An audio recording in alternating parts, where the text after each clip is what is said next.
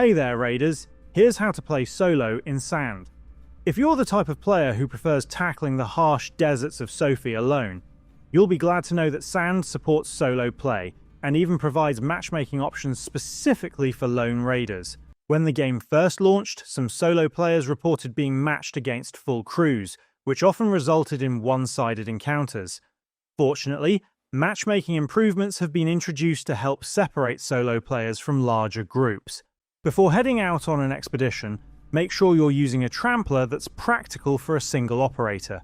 While it's possible to drive larger tramplers alone, managing navigation, repairs, combat, and looting by yourself can quickly become overwhelming. Once you've loaded your trampler with the supplies, weapons, ammunition, and equipment you'll need, proceed to the overview screen before launching your expedition.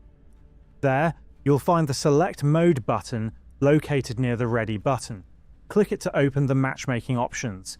To ensure you're only matched with other solo players, make sure that Solo Only is the only option selected. If small crews or large crews are also checked, the matchmaking system may place you into lobbies that contain multi-person crews, putting you at a significant disadvantage. After confirming that only Solo Only is enabled, apply the changes and begin your expedition. If you still occasionally encounter larger groups despite having Solo Only selected, keep in mind that the game is still in early access. Matchmaking systems may continue to receive adjustments and improvements in future updates as the developers refine the experience. And that's all of it. If this video helped, please leave a like or comment and subscribe to the channel for more straightforward guides. Thanks for stopping by, and see you in the next side quest.